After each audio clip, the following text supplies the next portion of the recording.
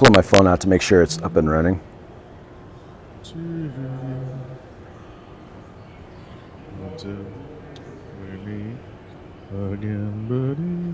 Oh, don't sing, man. Well, okay. It's going live in 3, 2, 1.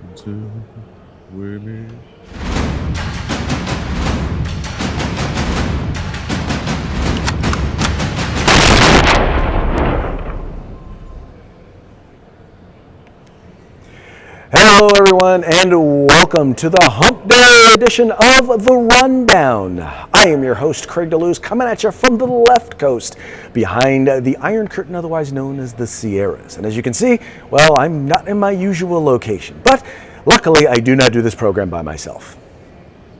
You do not. I am coming to you live from the East Coast in the normal location Bravo. The East Coast is the coast with the most. I am not on the road as you are this weekend. My name's Mike Poworski. Where are you? Well, I am in sunny San Diego. I'm here for the California School Boards Association Conference. I am a member of the Delegate Assembly, which means we're kind of the ones who, do a lot of the policy stuff and all of that for CSBA. But anyway, having a good time, enjoying San Diego. San Diego is kind of like what everyone thinks California really is. Sunny, 70, beaches. Love it here. I actually love it here. I wish it weren't in California. It's a great place. It's a great place. It's a National League baseball town. It's a great place. Excellent, sir. So, man, lots of things going on. So, folks, by the way, I'm just going to say it right now. Please forgive us if we seem to have some technical hiccups. My internet connection isn't the best here, but, I think we're going to be able to muddle through. Yeah, we're going to do our best, but be aware of the camera freezing on us. Excellent. So, Mike, we have some very, very big news today, don't we?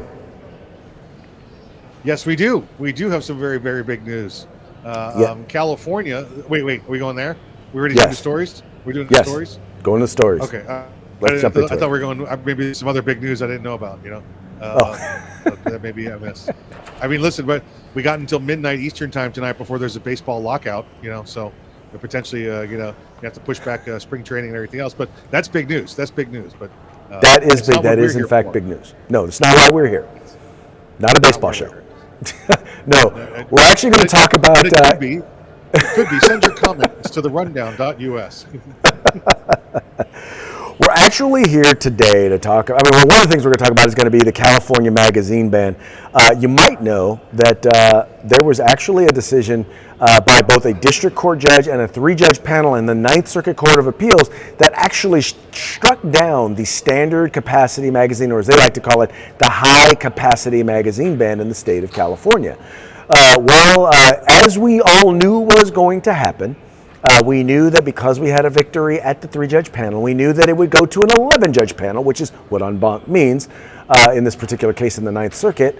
And we all knew that they were going to stack it with anti-gun judges, and that's exactly what wound up happening. And so by a 7-4 vote, they basically overturned reinstated California's ban on standard capacity magazines. Now, Craig, if I'm correct, I believe the Ninth Court now is pretty much, is it 50-50 or maybe just within one or two? It's not 50-50, but it's better than it was. Okay. So, there was the chance, depending on how the draw goes, because listen, there's more than 11 judges there. Yes. And when they pulled the draw, or whoever's up in rotation, there was the opportunity that it could have been more conservative judges, but it was not. It was a 7-4 split, and it's just, pure coincidence, I'm sure, Craig, that the 4 justices that disagreed were appointed by Republican presidents, and the 7 justices that sent this back down for the magazine ban were all appointed by Democrat justices. I'm sure that's just coincidence. So, and they took their sweet time doing this too, Craig. Well, we know why they took their sweet time, because they don't want it to get to the Supreme Court. They're hoping that a couple of justices will retire or keel over or something like that, so that they can actually try and get the decision that they want. They'll get Scalia at the ranch, you know what I'm saying? Look, folks, and by the way, for those of you who are watching, the chances are it's not going to happen. But yeah, no, this is a really, what's funny about this is you could literally take this, and this is how they do all anti-gun decisions. If we get a victory in the 3-judge panel, then they get en banc. If we lose, gun rights folks, if we lose at that level, then it goes, then we don't get en banc. Because the whole point is they want to basically do what they can to ban whatever they can relating to the Second Amendment. It's just, it is the way that it is, right, unfortunately. And keep it within the circuit, because they understand that if it, even before when the court was kind of split, but now it's pretty well defined, that if it gets to the Supreme Court, then the opportunity there is for it to to absolutely go the wrong way for them. And that's why they waited and they waited and they waited, hoping maybe something would happen, or there'd be an actual insurrection or whatever it is. But this now has the opportunity to go to the Supreme Court, and we know from what we've heard during the New York State and Rifle Pistol Association case, they are poised to take Second Amendment action. Well, when this was the interesting thing. So one of the things I was asked in interviews was that the Supreme Court has so rarely taken up Second Amendment cases. Why do you think they will take up this case? I said, I don't know that this is the case that they will take up, but they're definitely going to have to take up this issue, because there are a lot of things that Heller left out there, and one of the things you see in particular coming out of the Ninth Circuit or coming out of California is, when it benefits them, they want to say that, well, the magazine is part of the gun, so therefore, possession of it, yada yada yada, is all bad, yada yada yada.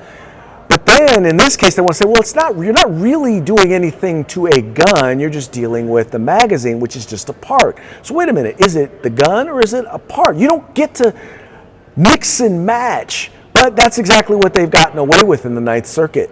And then on top of it, the fact that they use absolutely no understanding of the technology. Like, for example, one of the things they noted in the decision is they talk about, well, it gives them the ability to convert their standard capacity or their high capacity magazine into a 10-rounder. Now, Mike, you are an FFL. You know how dangerous that is. Why don't you tell the folks how one, difficult, but number two, how exactly dangerous that is? Well, Craig, you have to understand, as far as they're concerned, it's just like all I got to do is bend the spring and I can make a full auto machine gun, right? I just got to put the pin in and it works. It's the same thing with magazines. Anytime you start altering something that creates 2,000 feet per second force, with a back pressure of 3,000 pounds, it's really not something you want to do. Just be popping springs and screws in there and hoping something doesn't get jammed in there, cause a breach to malfunction, and blow up in your hands or in your face. It's something you really don't want to be doing. It's not as easy as, oh well, I'm just gonna convert it from a 17 round to a 10 round.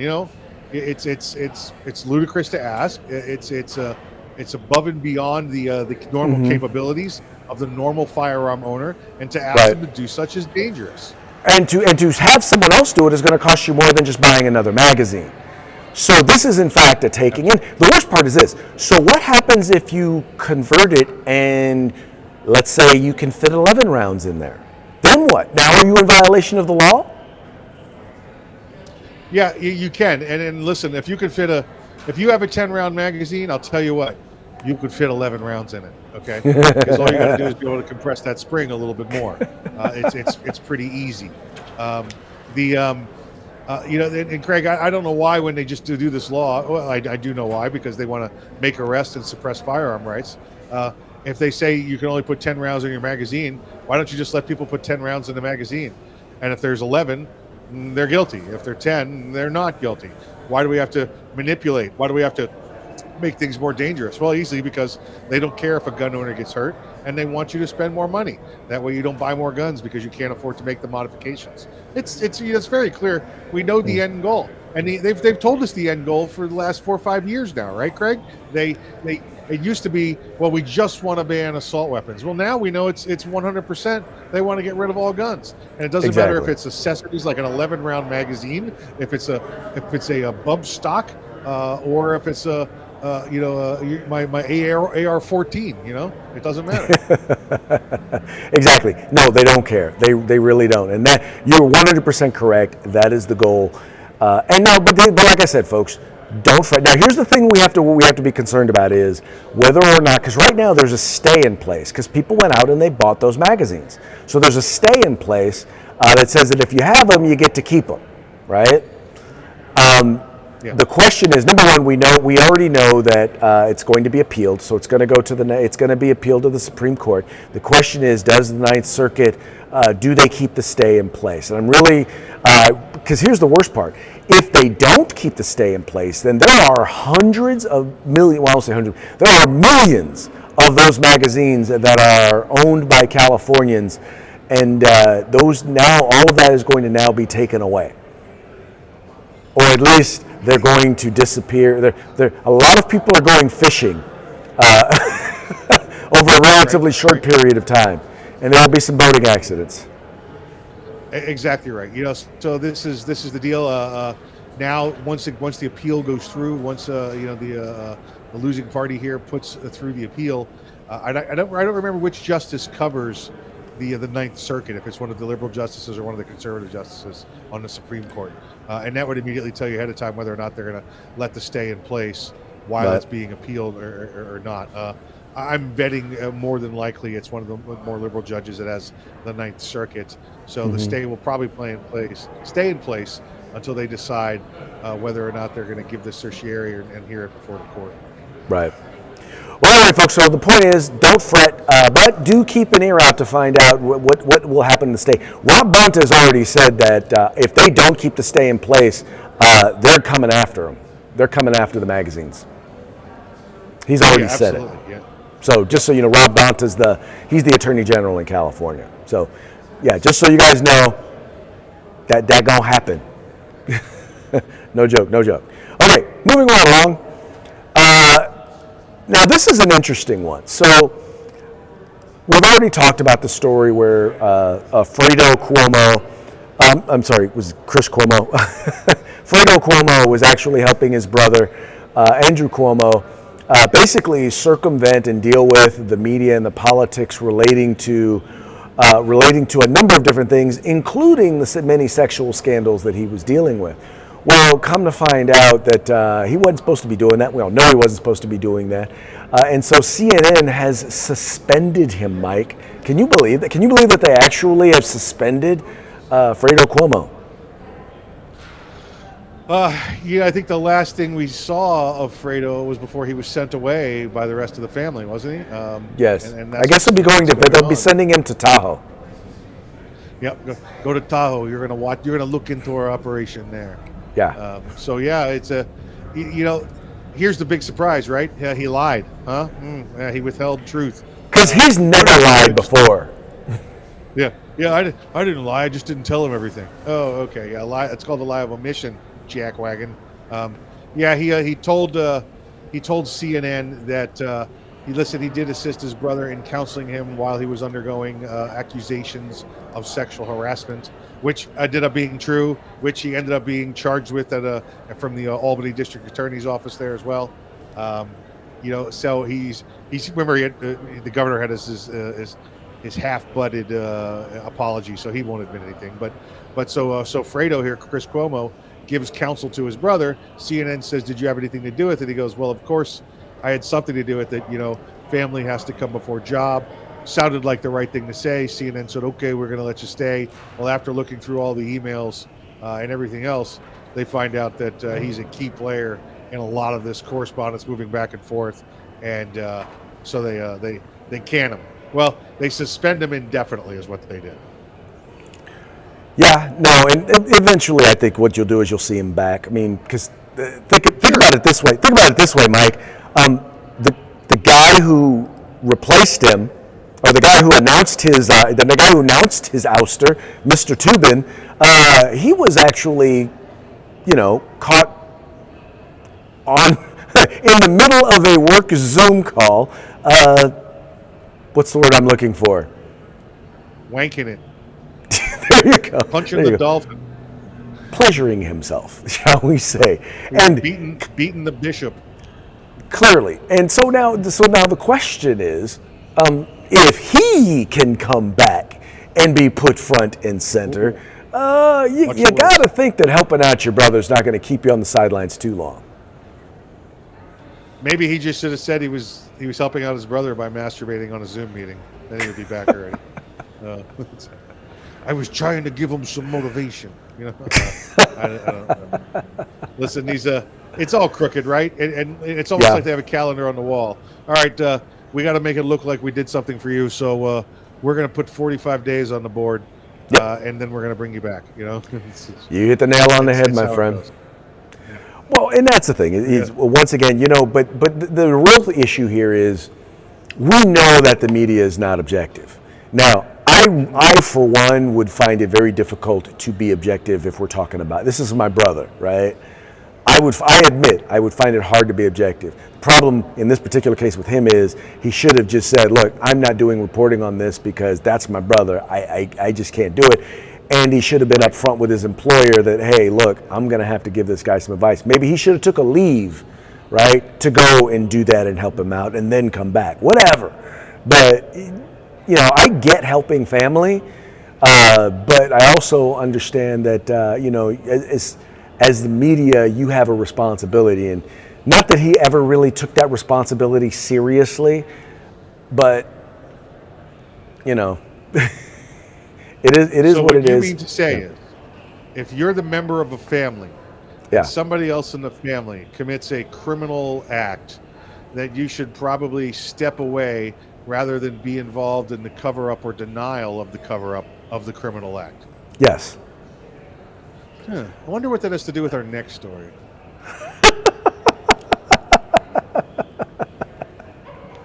We have another story. Oh, we do have another story, don't we? Hunter Biden's laptop. That's right, Hunter Biden's laptop is back in the news. Or rather, it's not in the news, although it should be. Okay. I mean, folks, obviously only people on the right are talking about this, but literally as they are going through and mining data and things that are coming from this laptop, there's more and more information that is tying Mr. Hunter Biden, one, to China, to the Chinese government, to deals and workings with the Chinese government. Number two, that he connected his father with the Chinese, with foreign actors, with foreign governments. And one of the things in the information that they found was, they specifically found information where basically he knew, Joe Biden knew. He didn't get into specifics. In fact, they deliberately said, don't get into specific. Always do like, you know, high level, you know, mile high, you know, if there was 30,000 foot, you know, level conversations, but clearly he knew. Clearly the meetings that Hunter Biden was doing were to connect him with folks. Anyway, I'll let you take over on this one real quick. Listen, Stevie Wonder could see the cover-up and the criminal act that occurred here. Stevie, he's blind. I'll give you one better. Ray Charles, he could see the criminal act and the cover-up here, and he's blind and dead, and he could still see it. All right. This is absolutely ridiculous. We know that the Democrat Party knows no bounds when it comes to you know, breaking the law, doing what they want, you know, and then getting away with it, and sitting back and denying it. And everyone else, down to the smallest voter, will sit there and say, "Oh, nothing went wrong," because they've been fed this line of garbage so much, so often. Remember, if I feed them the lies enough, soon they'll believe it's the truth, right? And that's exactly what they're doing. And the Democrats have the media in their pocket. What is it? Control the media, control the message, right? Control the message, control the masses. It's what we've got going on. And the kind of stuff that if Eric Trump or Don Trump Jr. had involved in this, they'd already be sitting in jail. No, you are 100% correct. And but here's the thing. This ties directly to the current president of the United States. Now think about this. Yeah. As a part of this deal, Hunter Biden basically, this deal was he set up a corporation. He partnered with the Chinese government to mine cobalt. I think I'm pretty sure it was cobalt. Yeah. But mind you, it is the deal. Yes, it is one of the primary ingredients or things that goes into making solar panels. And guess what the president just did? He just said, no, we're going we're expanding solar across the. I mean, we are going 100%. I won't say 100% solar, but we're expanding the amount of requirements we're going to have, or the requirements we're going to have for solar. His son is directly benefiting, and oh, by the way, so is he. Well, you have to understand, Craig, that this occurred during Vice President Biden's tenure. Yes. Well, Vice President Biden is not around anymore. Now it's President Biden, so it's different. It's a different guy that did it. It was Vice President Biden that did it, not President Biden. So if you got an issue with Vice President Biden, you're going to have to go find him and talk to him. Otherwise, it's President Biden now, and he doesn't know where Vice President Biden is. He doesn't know where President Biden is half of the time either, but it's a different banana. At least Vice President Biden only says something stupid every once in a while. President Biden says something stupid just about every day. Yeah. I mean, they didn't let Vice President Biden speak, International double the pressure. My butt's been wiped. I mean, this is what we get. As much as you want to say about Donald Trump, what's great about being at the school board meeting is there's a lot of lefties here, a lot of liberals, and I just ribbing them about Joe Biden, and they just walk away. They do. They don't know how to handle it. Yep. Okay. Absolutely right. Absolutely right. Well, hey, by the way, we got some parting shout. It should be parting shot. How did I put in shout? My spelling off. Anyway, sorry about that, folks. Parting shot. Parting shout. That's because we're going to give a parting shout. That's because we're going to give a shout out to the sponsors. Yes. Before we do the parting shot, why don't you give a shout out to our sponsors? Our good friends at Gorilla Machining and Grid Defense, both of whom shall be at SHOT Show with us. We will have them there. We'll be with them at their booth. They'll be up at us at the Rundown. They'll be with us over at Arms Room Radio, so you'll get to see them as well and meet these guys and gals. And then, of course, our good friends at the California Republican Assembly, who I'm sure, Craig, is probably making an appearance there today at your location. No, probably not. They're here in that I'm here, but well, there they are. See, you can't go with that. They're making an appearance there. There you go. Wherever I'm at, the California Republican Assembly is there. By the way, now's the time to join. They're doing a big join campaign, encouraging people to become members. Folks, this is an organization in California that has almost doubled in size in the last year, just because of you folks. Because you folks are getting involved in the fight here in the state of California. We have a chance in an election year to oust Gavin Mussolini. So help us become a member. Follow the link in the description to this video today. Now, with that, we have some Kyle Rittenhouse news that a member of the legal team that sought to prosecute him has actually found a new job. He has. Yes, he has. And his primary job consists of asking, do you want fries with that? Look at this guy, too. No fry discipline whatsoever. Those fries are pointing straight at you. Oh, that is horrible. Wow, he was just bad. I mean, all kinds of bad. Just not even remotely good. Yeah, none whatsoever. Yeah, we'll have fun making fun of this guy for quite some time. Craig, I don't know if you did see it. Who was it? Kyle Rittenhouse was doing somebody's radio show yesterday, and he announced that the AR-15 that he used is actually being destroyed, and that he doesn't want it anymore. And if you listen to he went into it, it's just he doesn't want that rifle becoming a symbol of what the left wants it to be. So, rather than take this rifle and raffle it off and try and make money somewhere, they're destroying that rifle. He's like, you know what? I'm going to destroy that rifle. I guarantee you he owns other firearms, or he's going to own other firearms, but he's getting rid of that way. That way nobody could ever do the whole, look, he's got notches in the stock or something weird like that.